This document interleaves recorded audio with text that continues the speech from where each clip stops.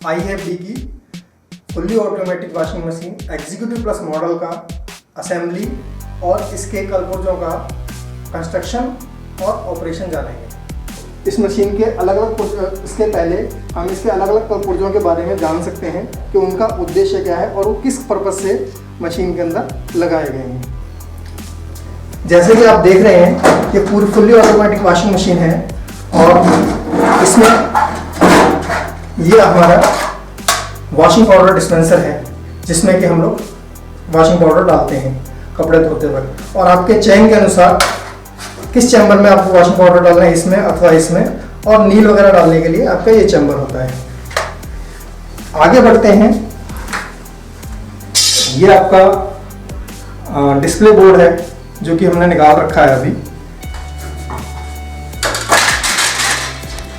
Okay, मैंने इस machine को पहले से पूरा खोला हुआ है ताकि इसके अलग अलग कलपुर्जों के बारे में बताया जा सके। इस रिंग को आप अगर देख रहे हैं तो ये रिंग लॉकिंग रिंग है जो कि वॉशिंग मशीन के इस बूट को इस वॉशिंग मशीन के इस हिस्से पर लगाए रखती है, और ये बूट वॉशिंग मशीन के जो अंदर बाहरी टब है, इस बाहरी टब के पिछले हिस्से में लगता है, और ये रिंग इस बाहरी टब के इस हिस्से में इसको बनाए रखती है। इसके अलावा वॉशिंग मशीन की अगर बॉडी के बारे में अगर हम देखें तो वॉशिंग मशीन की बॉडी फिलहाल तो नीचे इसमें आप अगर देखेंगे नीचे इसमें 4 एडजस्टमेंट स्क्रूज रहते हैं जो कि मशीन की हाइट एडजस्ट करने के काम में आते हैं। कभी भी हाइट एडजस्ट करते वक्त यह ध्यान रखना चाहिए कि मशीन का भार चारों पायों पर बराबर बना रहे ताकि मशीन हिले नहीं और बहुत ज़्यादा कंपन न करे।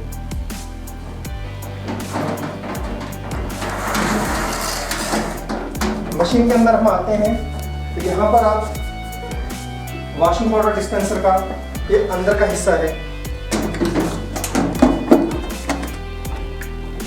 इसमें कुल मिलाकर 4 कनेक्शन हैं। जो 4 कनेक्शन है पानी की जो आपूर्ति है इन 3 नलों द्वारा होती है। चौथा कनेक्शन ये ड्रेन पाइप है जो सीधे के सीधे ड्रेन पाइप में जाता है कि अगर कोई एक्स्ट्रा पानी अगर इस वॉशिंग पाउडर डिस्पेंसर के अंदर आ जाता है तो उसे बाहर निकाल दिया जाता है, और इन तीनों नलों द्वारा इसमें पानी की आपूर्ति सुनिश्चित की जाती है। और किस चैम्बर में कब पानी भेजना है इस मशीन का नियंत्रण प्रणाली यह निश्चित करती है कि किस चैम्बर में किस समय पानी भेजना है। इसके अलावा ये पूरी मशीन की नियंत्रण प्रणाली है, ये इलेक्ट्रोमैकेनिकल है और रिले की तरह काम कर रही है। जो आजकल की आधुनिक मशीनें आ रही हैं उनमें ये प्रणाली पूरी तरह से इलेक्ट्रॉनिक हो गई है। ये आपका प्रेशर स्विच है जो कि यह निश्चित करता है कि मशीन के अंदर पानी की मात्रा कितनी रहनी है। इस अगर पाइप को आप देख रहे हैं, ये पाइप इस एक्सटर्नल बाहरी चैम्बर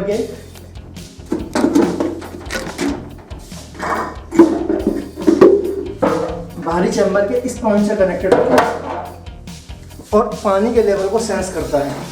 और लेकिन पानी का जो लेवल है, पानी का लेवल सिर्फ लगभग यहाँ तक आता है, लेकिन पानी का लेवल बढ़ने से इसमें अंदर हवा का दबाव बढ़ता है, और हवा के दबाव के बढ़ने के अंतर के चलते यह प्रेशर स्विच ये सेंस कर लेता है, ये महसूस कर लेता है कि मशीन में पानी की आपूर्ति कब रोकनी है और कब बंद करनी है। इसके अलावा यदि आप यहाँ देखें तो ये आप लिंट फिल्टर है जो कि वॉशिंग मशीन में से जो भी आपका कपड़े साफ़ करते हैं, कुछ कपड़े के टुकड़े, बटन, सिक्के वगैरह जो हैं वो इधर आकर के अटक जाते हैं ताकि आगे ये यहाँ पे हमारा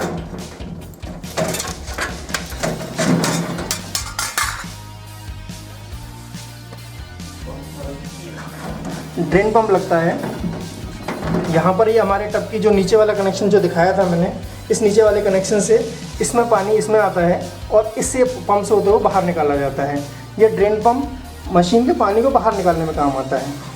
इसके अलावा यदि आप इस वायरिंग में देखेंगे तो ये हमारा टेम्परेचर सेंसर है जो मशीन के अंदर के पानी के टेम्परेचर को सेंस करता है कि मशीन का पानी कितना गर्म है, और उसी के अनुसार मशीन के हीटर को चालू करने या बंद करने के लिए संकेत देता है कि मशीन के हीटर को बंद कर दिया जाए ताकि पानी कहीं उबलने ना लगे।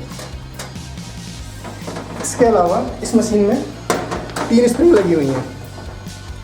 ये तीनों स्प्रिंग मशीन के आउटर टब को संभालती हैं, और यहाँ पर यदि आप इस आउटर टब को देखेंगे तो इस आउटर टब में ये तीनों स्प्रिंग इन तीनों जगह पर आकर लगती हैं।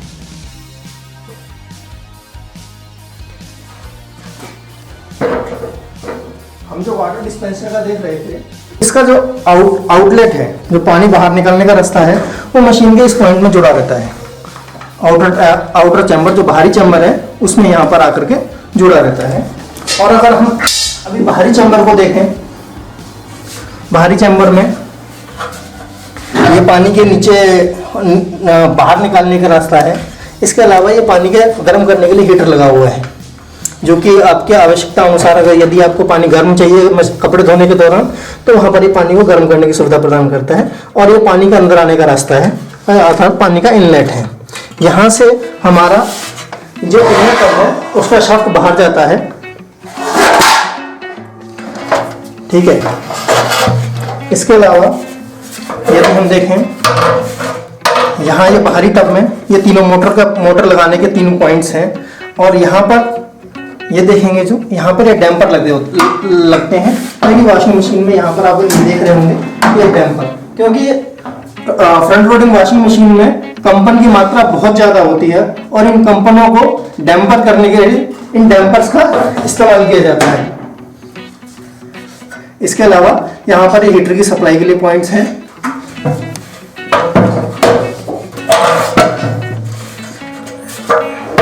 और ये जो 3 पॉइंट्स आप देख रहे हैं, ये तीनों पॉइंट्स, इस पर ये टॉप बैलेस्ट वेट फिट किया जाता है। बैलेस्ट वेट फिट करना इसलिए जरूरी होता है क्योंकि जो फ्रंट लोडिंग वॉशिंग मशीन बहुत ज़्यादा वाइब्रेट करती है, बहुत ज़्यादा कंपन करती है। इस कंपन को स्थायित्व देने के लिए बैलेस्ट वेट का इस्तेमाल किया जाता है।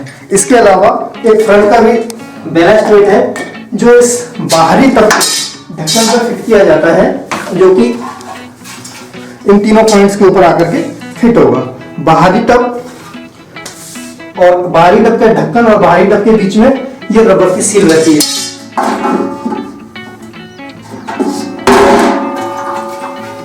जो कि इस तरह लगने के बाद में इसको बाहरी टब पर फिट कर दिया जाता है।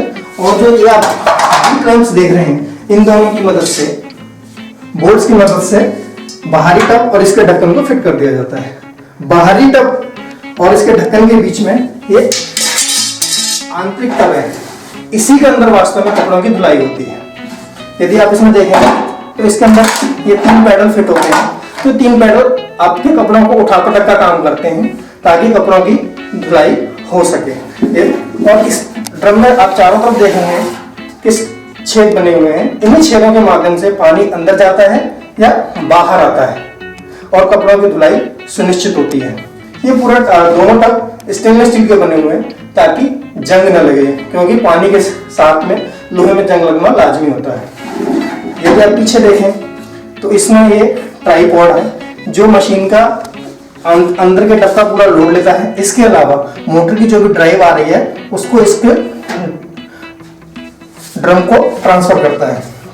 अब इस शाफ्ट के ऊपर देखेंगे तो यहाँ पर एक ब्रास बुश है। इस ब्रास बुश के ऊपर हमारी एक लिप सील आती है।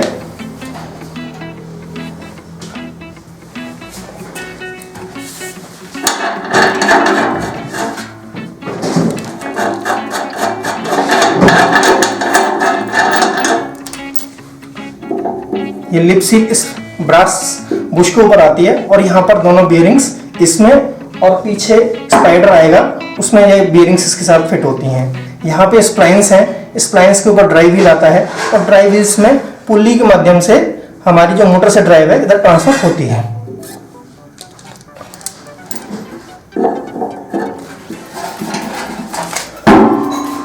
आइए थोड़ा सा और आगे बढ़े।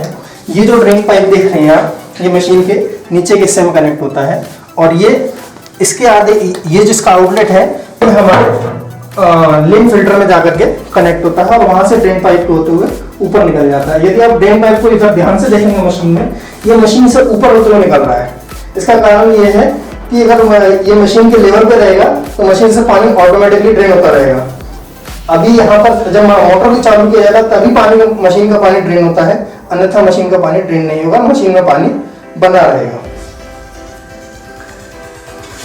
इसी तरह में अगर आप आगे बढ़े तो यहाँ पर हमारा जो टेम्परेचर सेंसर है जिसके बारे में मैंने पहले बताया, वो यहाँ पर आकर के फिट होता है। उसमें पहले यहाँ पर एक गास्केट आएगा रबर का, उस गास्केट के अंदर टेम्परेचर सेंसर आएगा। यदि हम पीछे देखें यहाँ पर, तो पीछे यहाँ पर 3 माउंटिंग बोल्ट्स के लिए पॉइंट्स दिए हुए हैं। इसके अलावा यहाँ पर ये 3 पॉइंट्स दिए हुए हैं, ठीक है। तो इन तीनों माउंटिंग बोल्ट्स के साथ में ये स्पाइडर लगता है, ये स्पाइडर लगता है, और इसी स्पाइडर के अंदर बियरिंग्स आती हैं।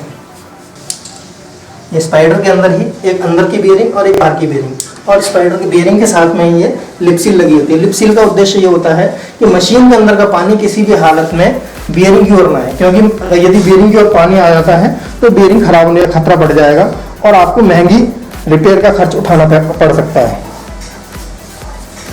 यहाँ पर आप देखेंगे इसी स्पाइडर के अंदर यहाँ पर ये तीनों जो होल्स हैं वो यहाँ पे आकर लगते हैं। इसके अलावा स्पाइडर में ये 2 होल्स और हैं। ये 2 होल्स मशीन के ऑपरेशन के लिए नहीं है, ये 2 होल्स हैं सिर्फ मशीन को ट्रांसपोर्टेशन करते वक्त, या मशीन को जब आप एक जगह से दूसरी जगह लेकर के जाते हो तो मशीन का बाहरी चैम्बर अंदर से पूरी मशीन के बॉडी के साथ पूरी तरह से लॉक हो जाए। तो यहाँ पर बॉडी के साथ में ये जो फ्रेम देख रहे हैं, ये इसके साथ आकर के इस तरह से बोल्ट लगा लॉक कर दिए जाते हैं ताकि मशीन बिल्कुल हिले। इसे आप देखें तो ये मशीन के स्प्लाइंस के ऊपर आता है, और इसका उद्देश्य जो मोटर की ड्राइव है उसको इस अंदर के चैम्बर में ट्रांसफर करता है। और यहाँ पे हमारे बीच में स्पाइडर भी आएगा, हमारा जो बाहरी चैम्बर है वो भी आएगा। वो सब चीज़ें आकर के इसकी ड्राइव हमारे इसमें आउटर चैम्बर, इसमें इनर चैम्बर में ट्रांसफर करते हैं, जिससे कपड़ों की धुलाई होती है। आगे बढ़ते हैं। ये हमारी इस वॉशिंग मशीन की मोटर है। ये वेरिएबल स्पीड रिवर्सिबल मोटर होती है। यही मशीन का दिल है जो कि कपड़ों को धोने के लिए आवश्यक शक्ति प्रदान करती है। इस मशीन में वॉशिंग टब के साथ जोड़ने के लिए 3 पॉइंट्स दिए हुए हैं।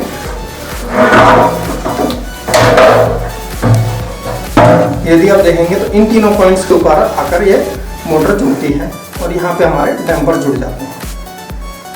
तो ये कुल मिलाकर के वॉशिंग मशीन का कंस्ट्रक्शन और ऑपरेशन के बारे में मैंने बताया।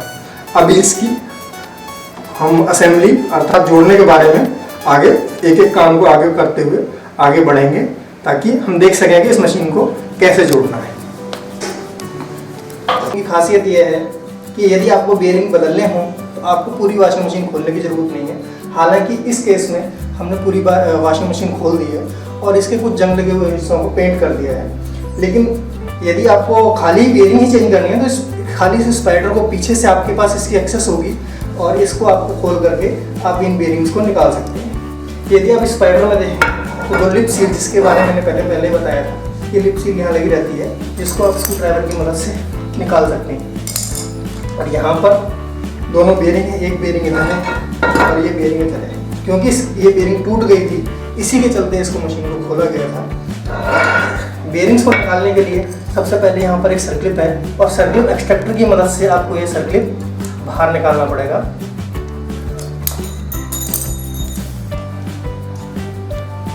इस सर्क्लिप को निकालने के बाद में आप ये दोनों बेयरिंग्स बाहर निकाल सकते हैं। इसको रख करके आप इस बेयरिंग्स को निकाल सकते हैं। क्योंकि एक साइड की बेयरिंग पहले ही टूटी हुई है तो इतना ज़्यादा दिक्कत नहीं आएगी। आप लकड़ी या कुछ और भी इस्तेमाल कर सकते हैं।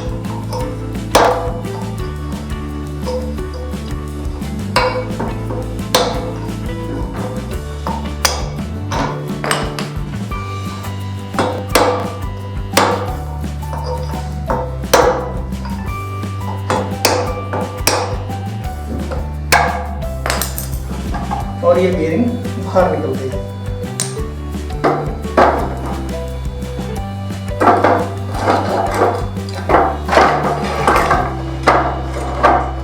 हमें दूसरे हिस्से की बेयरिंग निकालने के लिए बेयरिंग का सिर्फ टूटा हिस्सा ही बचा है, तो हमें उसको थोड़ा सा ठोकते हुए बाहर निकालना है।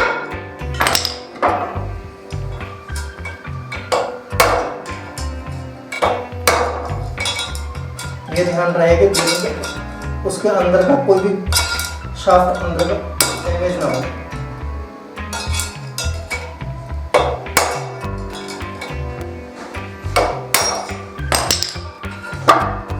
ये दोनों शाफ्ट, दोनों बेरिंग्स हमारे निकल आए हैं। और हमेशा कोशिश ये करनी चाहिए यदि आपको बेरिंग चेंज करना हो तो दोनों बेरिंग्स एज ए सेट एक साथ चेंज करें, ताकि दोनों बेरिंग्स की लाइफ बनी रहे। किसी भी बेरिंग के घिसने से पहले वह अपने को संकेत देती है कि बेरिंग घिसने वाली है, खराब होने वाली है उस समय, या टूटने वाली है उस समय। यदि आप दोनों टब्स के बीच में आप देखेंगे तो दोनों टब्स के बीच में बहुत सारा प्ले होगा, जिसको कि मैं बाद में दिखाऊंगा। यदि वो दोनों टब्स आपस में बहुत ज़्यादा ज़ोर ज़ोर से हिल रहे हैं तो ये समझ लीजिए कि बेरिंग्स को बदलने का समय आ गया है। तो अब इसमें हम नया बेरिंग्स डालेंगे। नया बेरिंग डालने से पहले हमें इसे पूरी तरह से साफ करना होगा। इस समय हमारे पास दो नए बेरिंग्स हैं जिनको कि हमें इसमें फिट करना है। इनमें फिट करने से पहले इसे पूरी तरह से साफ कर लेना बेहद आवश्यक है, ताकि इसके अंदर कोई धूल मिट्टी या गंदगी न रहे। और इसके साथ ही इसको चेक भी कर लीजिए कि इसमें कोई डैमेज तो नहीं है। यहाँ पर एक छेद दिया हुआ है ताकि बेरिंग को यदि चाहें तो लुब्रिकेट भी किया जा सके। हालांकि ये बेरिंग पूरी तरह सील्ड है तो इसमें कोई लुब्रिकेशन की आपको आवश्यकता नहीं पड़ेगी।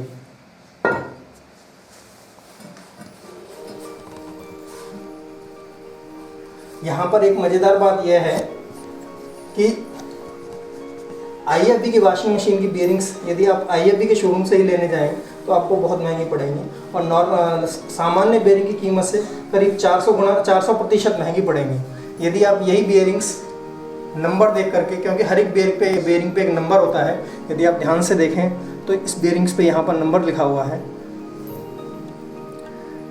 यहाँ पर इसमें एक नंबर लिखा हुआ है। इन नंबर्स को देख करके यदि ये बेरिंग्स या आप बेरिंग के डीलर से खरीदने जाएं तो इनकी कीमत आपको बहुत कम पड़ेगी। बेरिंग को लगाने से पहले हल्का सा इसमें एक ऑयल की स्मेयरिंग कर लीजिए ताकि जंग लगने का खतरा ना रहे।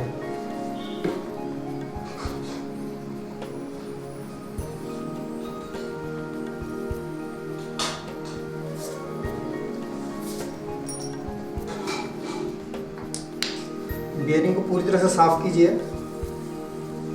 और पार्ट नंबर बाहर की तरफ रखिए।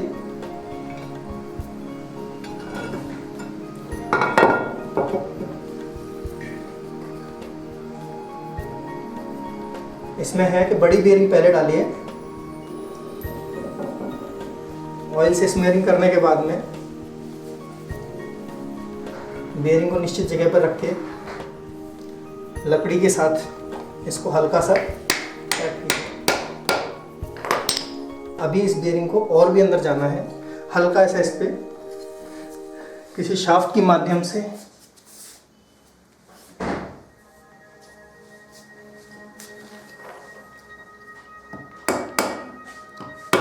चारों ओर बराबर टैप करते रहिए।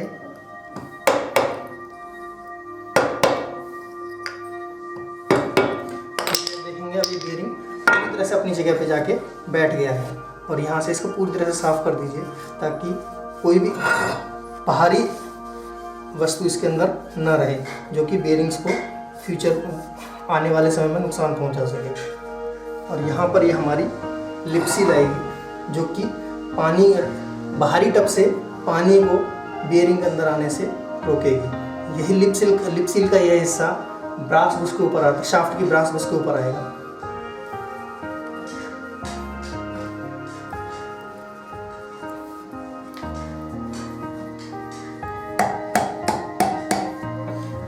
अभी इसमें हम दूसरा बेरिंग फिट कर सकते हैं।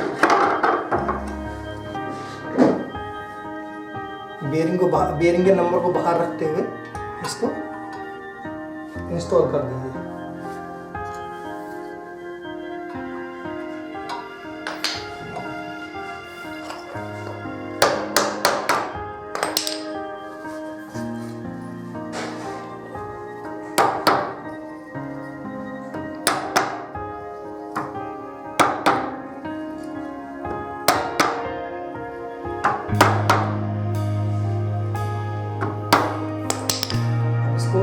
बहुत अच्छे ढंग से क्लीन करना है, सफाई करनी है, ताकि इसमें कोई भी लकड़ी या कचरा वगैरह जो हमने किया है अभी वो ना रह जाए। अब यहाँ पर हमें सर्कलिप फिट करना है जो इस बीयरिंग को बाहर निकलने से रोकेगा।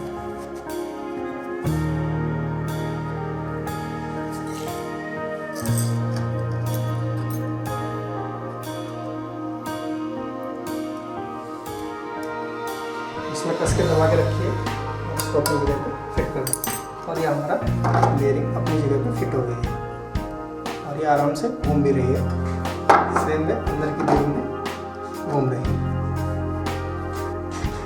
अभी इस बाहरी टब में हम इस स्पाइडर को फिट करेंगे। इस स्पाइडर को फिट करने के लिए 6 पॉइंट्स दिए हुए हैं, 3 ये और 3 यहाँ पर। तो यहाँ पर बोल्स को डालिए, खिसका दीजिए।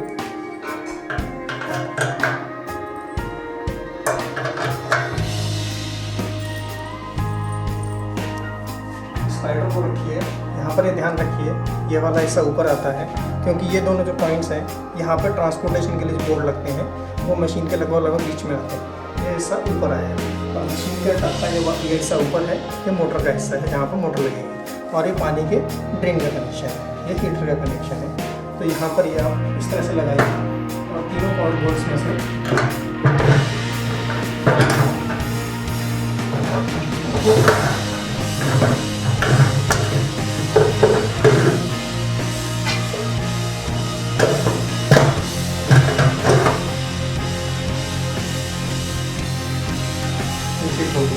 और जो लिपसिल पीस की वो अंदर की तरफ आ रहा है। अब हमें ये सब चीज़ों बोल्स को टाइट कर देंगे।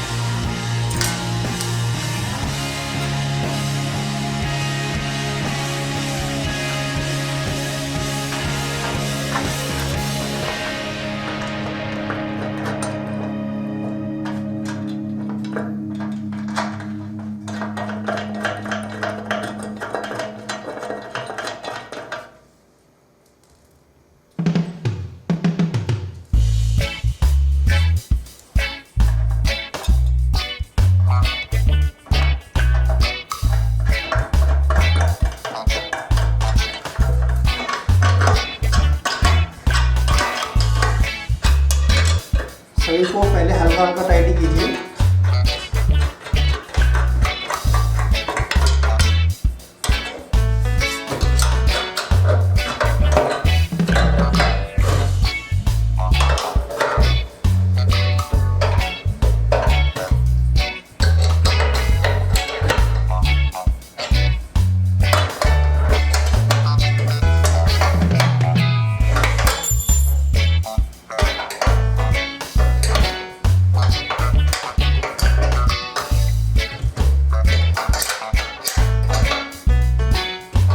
सब चूंकि हल्के हल्के टाइट हो गए हैं, आप अपनी फाइनल टाइटनेस दे सकते हैं।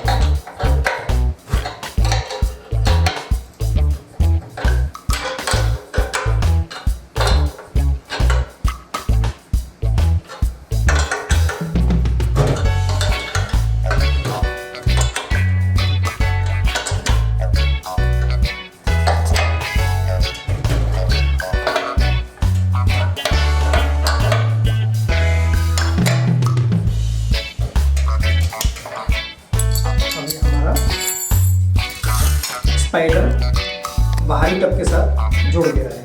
अभी हमें इस बाहरी टब में आंतरिक टब जोड़ना है। तो थोड़ा सा उसके पीछे का रिवर्स करके भी करने वाले हैं। ठीक है। अभी हम इस बाहरी ड्रम में हम आंतरिक ड्रम इसको फिट करेंगे, जिसमें कि कपड़ों की धुलाई होती है। ये ड्रम इस लिपसिल और बीयरिंग्स को होते हुए बाहर निकल जाएगा, स्पाइडर के बाहर निकल जाएगा।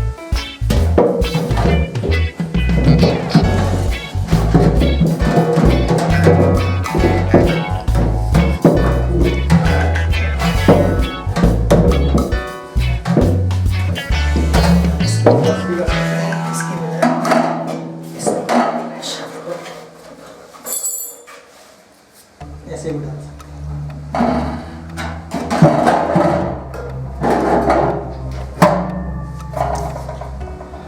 ये हमारा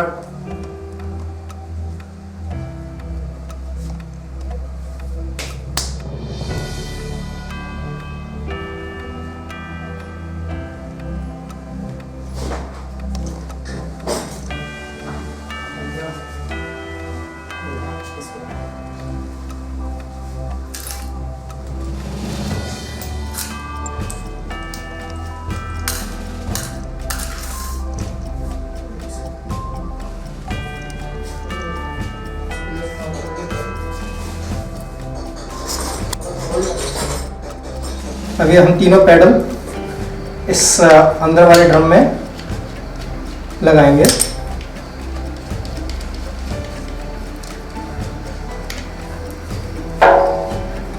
अंदर वाले ड्रम में ये तीनों, यदि आप स्क्रू देखेंगे सभी स्क्रू स्टेनलेस स्टील के बने हुए हैं, और अंदर की जो बुश है, इसकी जो स्क्रू की बुश है वो ब्रास की बनी हुई है ताकि जंग ना लगे, क्योंकि लंबे समय के अंतराल में इनमें जंग लग जाता है। यदि जंग लग जाएगा तो हम किसी भी सूरत में इन्हें नहीं तोड़ पाएंगे।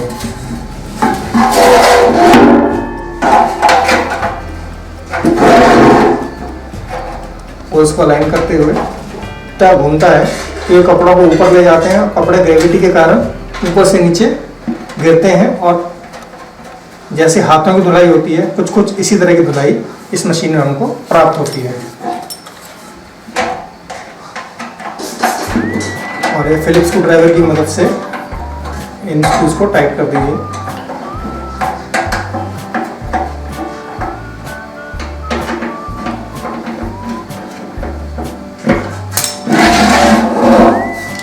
अब ये अगला, यहाँ पर भी हमने वही काम कर रखा है, सारे जो स्क्रू जो निकले उसी जगह पे हमने दोबारा उनको लगा दिया, और इसके कारण हमें कोई दिक्कत नहीं हुई किसी भी स्क्रू को ढूंढने में।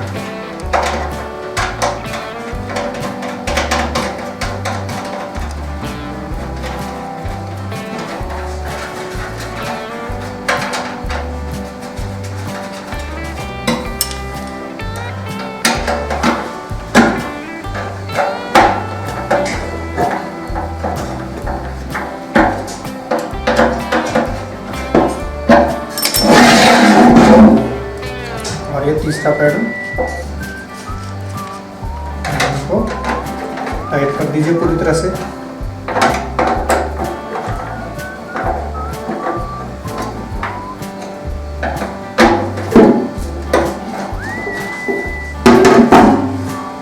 अब ये तीनों पैडल अंदर फिट किए जा चुके हैं। अब इन तीनों पैडल की मदद से हमारे कपड़ों को ऊपर नीचे किया जाता है। अब इसको बाहरी ड्रम में इंस्टॉल करेंगे। बाहरी ड्रम में इंस्टॉल करने से पहले इस पर हम कैसे ऑयल की स्मेयरिंग कर देंगे ताकि इसमें किसी भी स्थिति में जंग न लगे।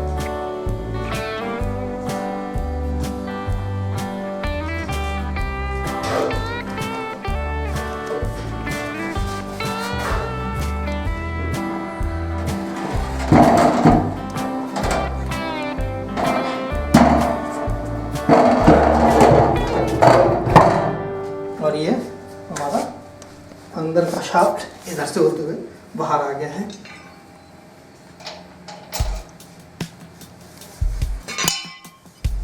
ड्राइविंग व्हील,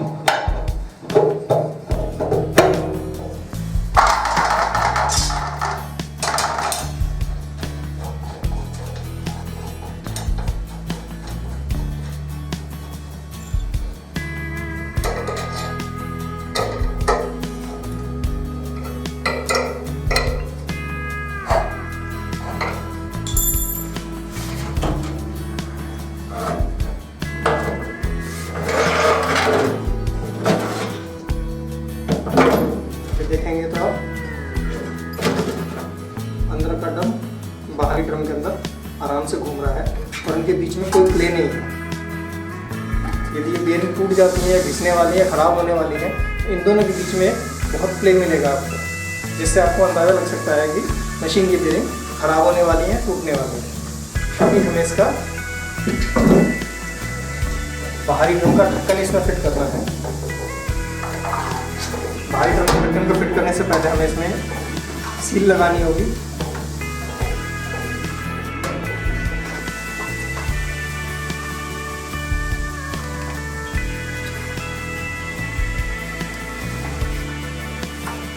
सील को पूरी अपनी जगह पर अच्छी तरह बैठाने के बाद में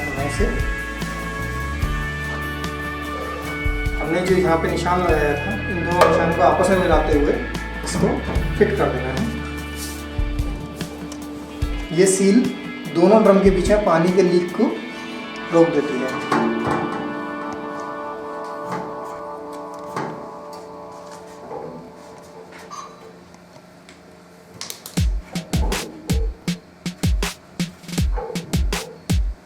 अभी हमें इस पर वी क्लैंप लगाना है। इसका यदि आप इसको काट करके देखेंगे तो इसमें वी शेप है, इसीलिए इसका नाम वी क्लैंप बोला जाता है।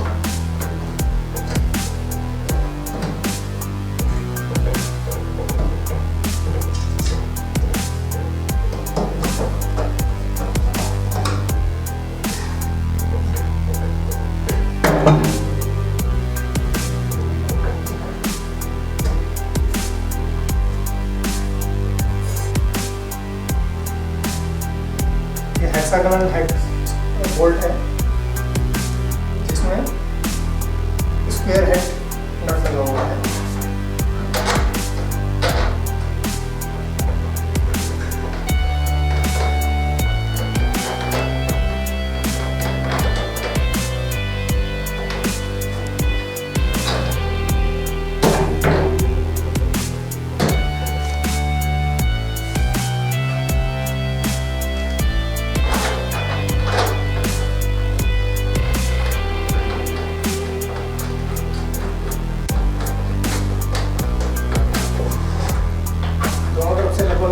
बराबर टाइट करते हुए अब ये हल्का टाइट हो चुका है। अब दोनों तरफ से धीरे धीरे बराबर टाइट कीजिए ताकि ये बराबर रूप से अपनी पकड़ बना सके।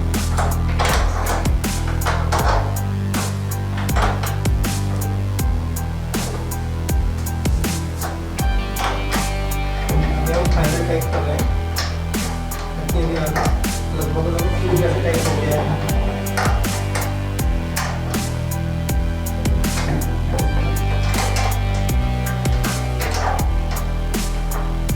हमें इसमें इस ग्लू को इंस्टॉल करना है। इस ग्लू को होल्ड करने के लिए रिंग भी लगी रहती है जो इसको अपने पोजीशन में बनाए रखती है।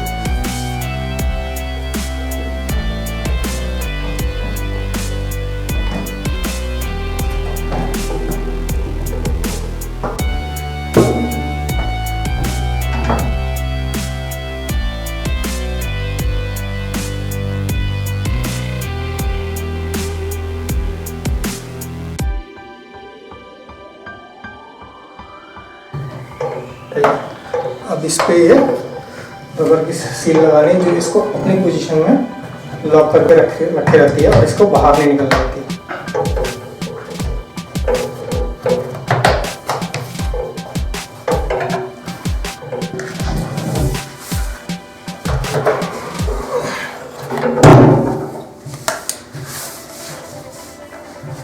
ये हमारा मोटर का कनेक्शन है और यहाँ पर ये ड्रेन पाइप का कनेक्शन है। ये वाला चैम्बर प्रेशर स्विच के लिए जा रहा है जो इसमें पानी के लेवल को बना के रखता है। इसमें हमें ये बास्केट फिट करना है क्योंकि इसे बाद में फिट करने में हमें काफ़ी दिक्कत पेश आएगी।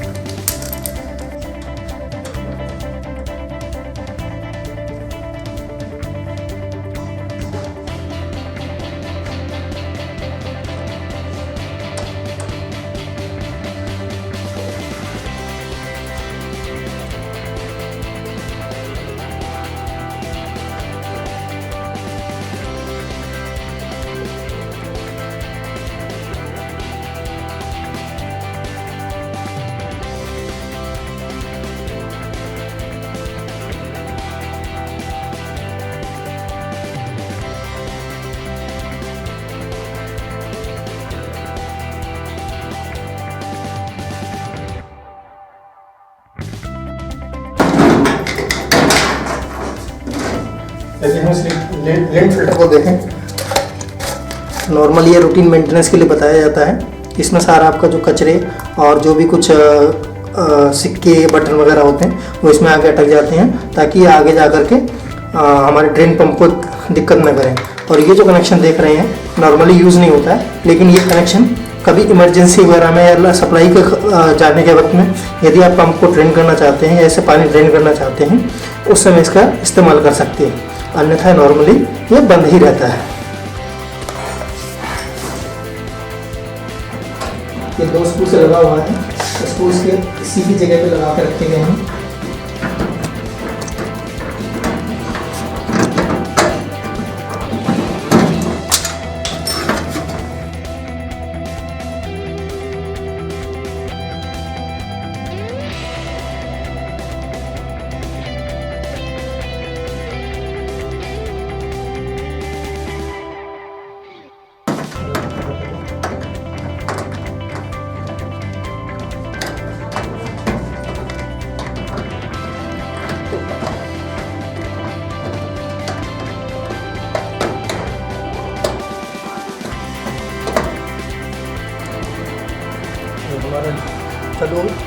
हमारा ड्रेन पंप है, इसको इस होस में लगाइए।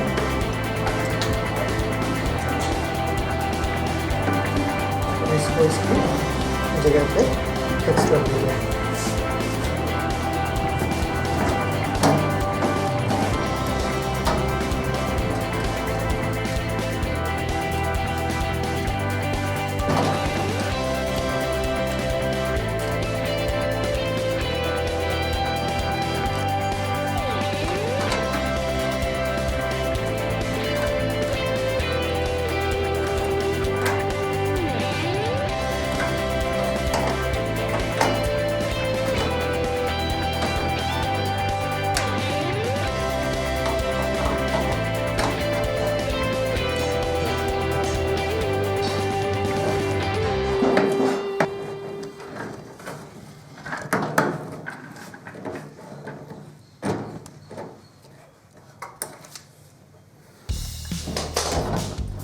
ये ड्रिल होस को यहाँ कनेक्ट कर दीजिए।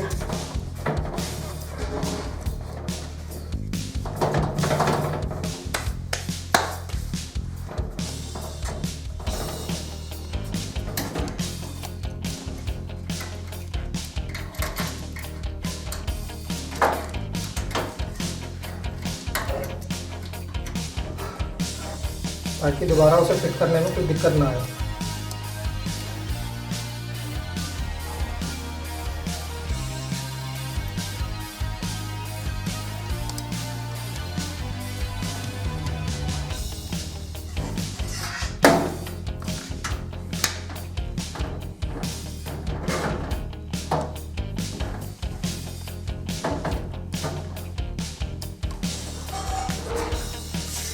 इस गेट को खोलते वक्त इस पे रख लिया गया था कि टॉप किधर है और फ्रंट वाला हिस्सा किधर है। ये इस तरह से माउंट होना है।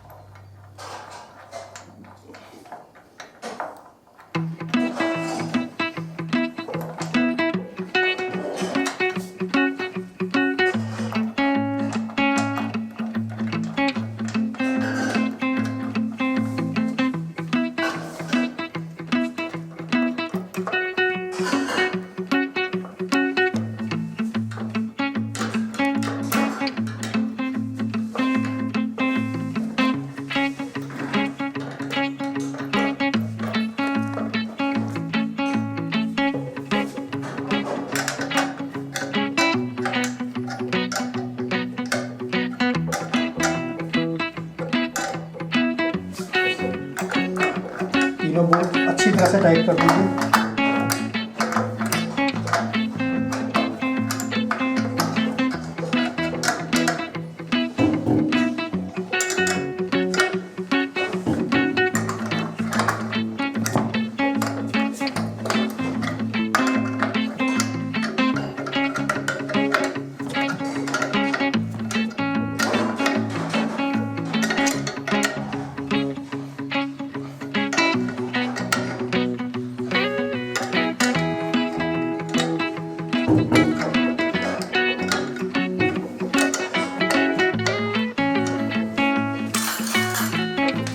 करना होगा ताकि ड्रम अंदर आसानी से जा सके।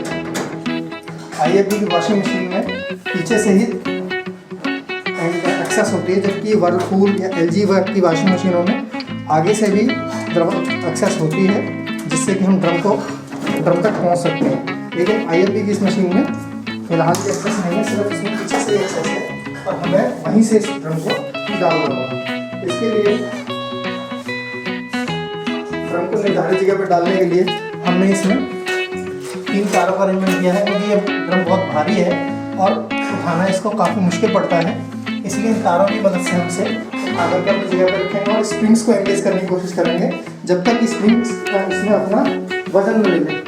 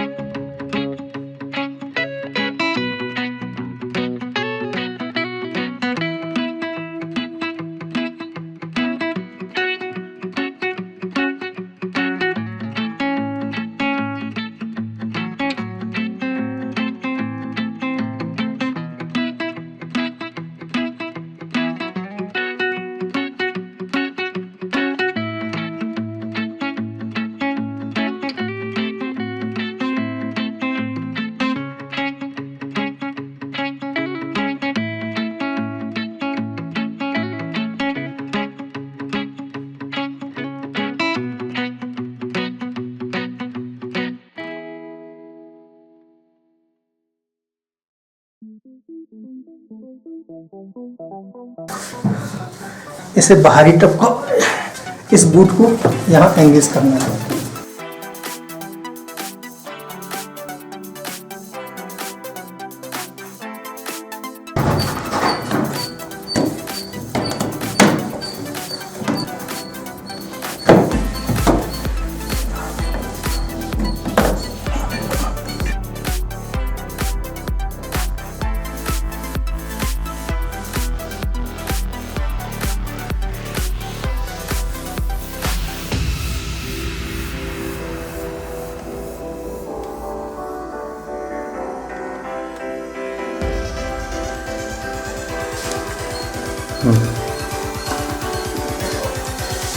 अब हमें इसका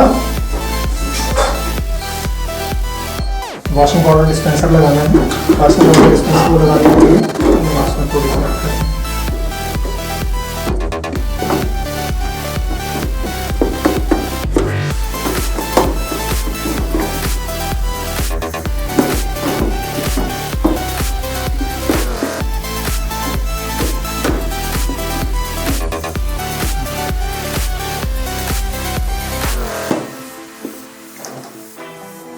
फिक्स करेंगे पहले इसमें सीधा LED।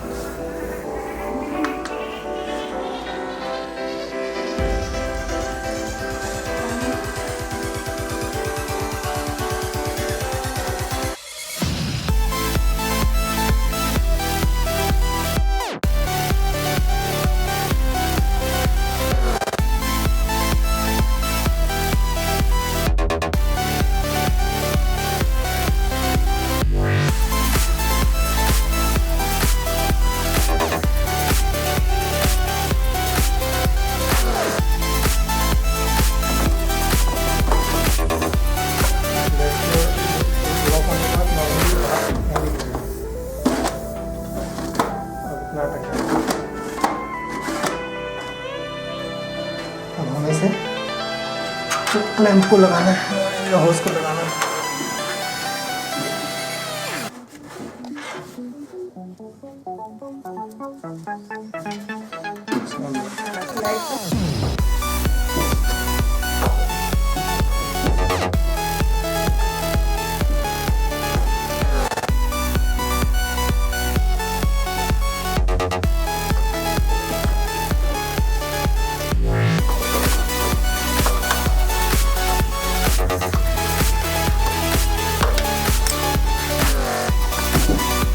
इस फ्लैम को फ्लायर की मदद से अपनी जगह पे फिक्स कर देंगे।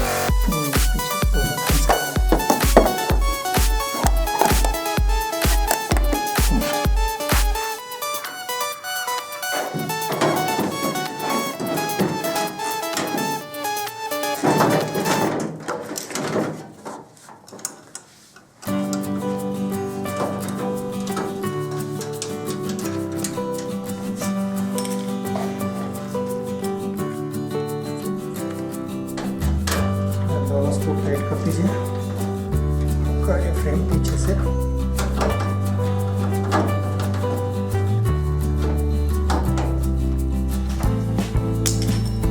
स्क्रीन पाइप को स्क्रीन पर आउटलेट में लगा दीजिए। ये आपका काम तैयार हो गया।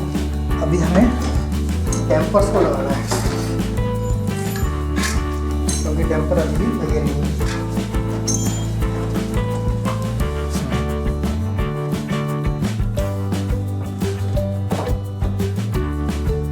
टेम्पर्स को लगाइए और ये पिन को अंदर कर दीजिए। इसी तरह दूसरे टेम्पर को लगाइए। इस पिन को लगा पुश कर दीजिए।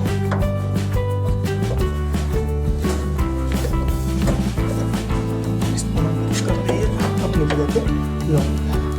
अब ये ड्रम तो पूरी तरह इंस्टॉल हो गया है। हमारा ड्रेन पंप लग गया, ड्रेन कनेक्शन लग गया। अब ये इलेक्ट्रिकल हार्नेस के कनेक्शन देने बाकी है।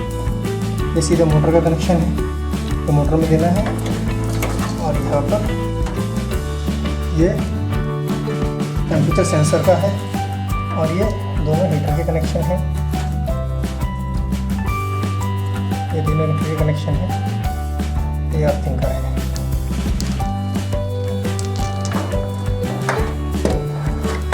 ये दोनों पिन हैं, ये यहाँ पिन है, ये यहाँ आएगी, दूसरा यहाँ आएगी, और ये बोल्ट बाद में कस जाएगा।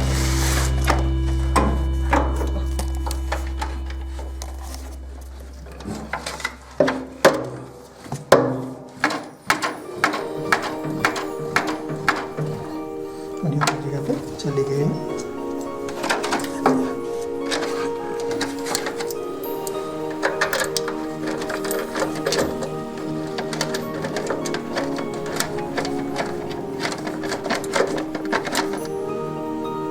ये मोटर का प्लग है जो हमें यहाँ लगाना है, और इसको सीधा पुशिंग करने का, इसको अपनी जगह पे पुश कर दीजिए, और ये कनेक्शन अपनी जगह पे लग गया है।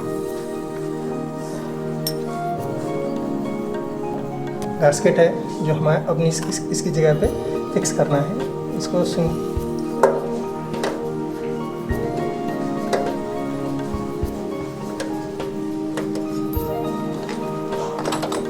अपनी जगह पे फिक्स हो गया है।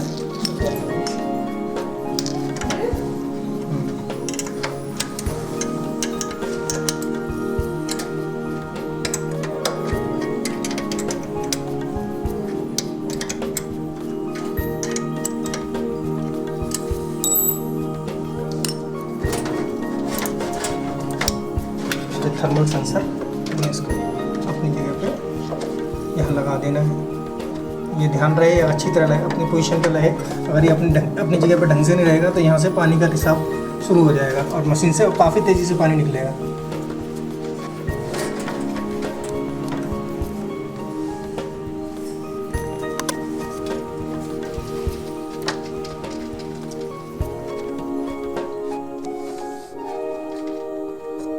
ये वॉशिंग मशीन के हीटर का पॉइंट है।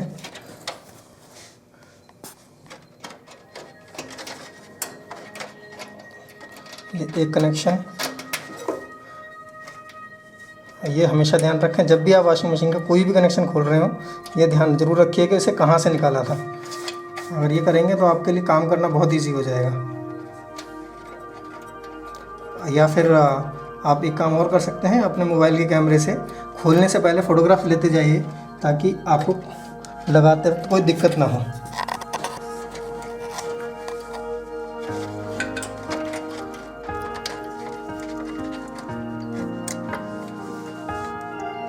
ये मोटर की अर्थिंग का कनेक्शन, और ये वॉशिंग मशीन के ड्रम की अर्थिंग का कनेक्शन। ये आपकी वायरिंग इधर पूरी हो गई है। ये भी हमारे कनेक्शन बच गए हैं, ये टॉप के हैं। आइए ऊपर से देखते हैं।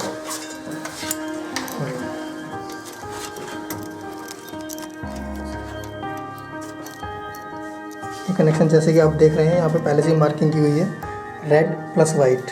रेड प्लस वाइट आपको इधर लगा देना है, और दूसरा जो कनेक्शन है इसका ब्लू प्लस वाइट वो आपको इधर लगा देना है। ये जो क्लैंप देख रहे हैं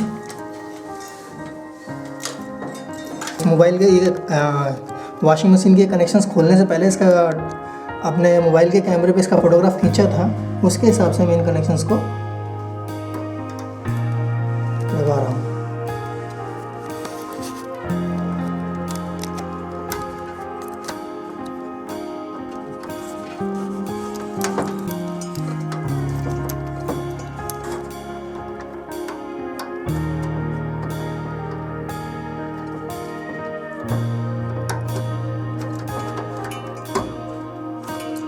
और ये अर्थिंग का कनेक्शन यहाँ पर आकर के ये सारे कनेक्शंस इसमें आएंगे।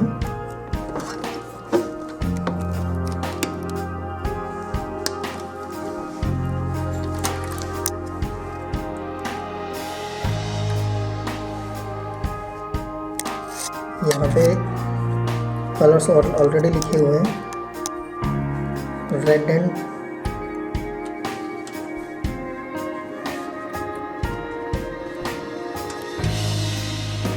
white,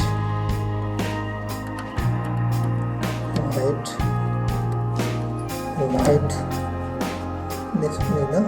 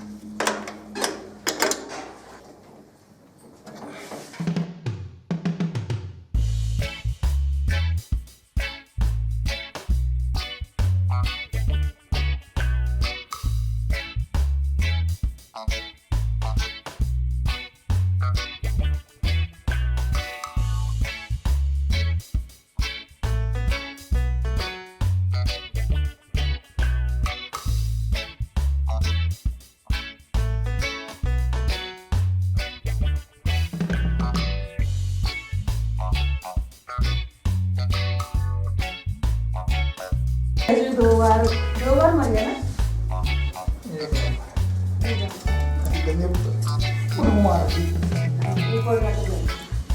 और उसमें एक ही बात थी, इसमें तार वार नहीं कटते ऐसी जाके मैं ज़्यादा कुछ करने लायक है नहीं। ये होल्स इसके साथ कभी माउंट होते हैं। ये सिर्फ मशीन का जब आप ट्रांसपोर्ट करते हैं या कोई शिफ्टिंग वगैरह करते हैं उस समय ये बोल्ट्स को लगाना ज़रूरी होता है, और उसी दौरान ये बोल्ट्स लगा करके इस ड्रम की जो मूवमेंट है इसको लॉक कर दिया जाता है। जो ये ड्रम हिल रहा है इस तरह से, जब आप यहाँ से इस बोल्ट को निकाल करके इसको पास करके इसको टाइट कर देंगे तो ये बोल्ट का इस ड्रम का हिलना रुक जाएगा, और ट्रांसपोर्टेशन के दौरान आप इसे आराम से ट्रांसपोर्ट कर सकते हैं।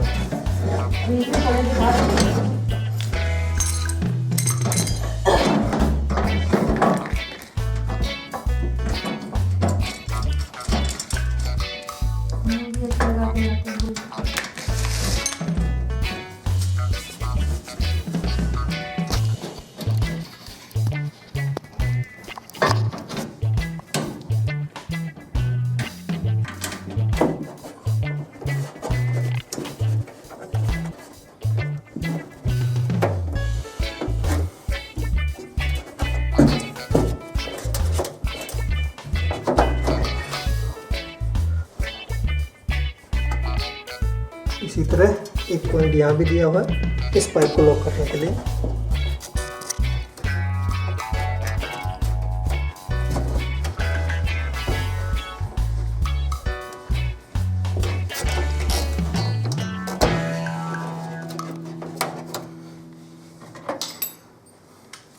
इस कवर को लगाते वक्त ये ध्यान रखिए, ये जो दोनों पॉइंट्स हैं, ये दोनों पॉइंट्स इसमें जाते हैं, तो आपको कवर को इससे अपनी जगह से थोड़ा सा पीछे रखते हुए ये जब इसके अंदर आ जाएगा उसके बाद आगे धक्का दे देना है और कवर अपनी जगह पे फिक्स हो जाएगा।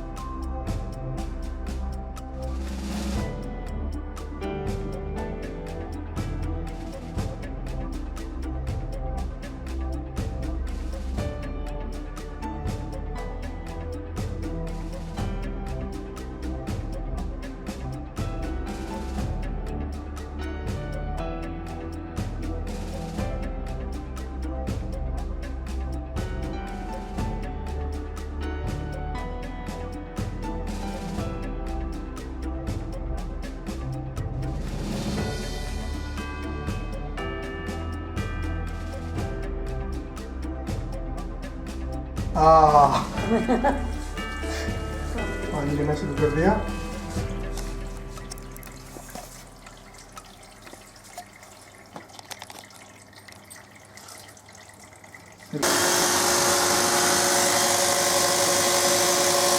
खिड़की खोल दो,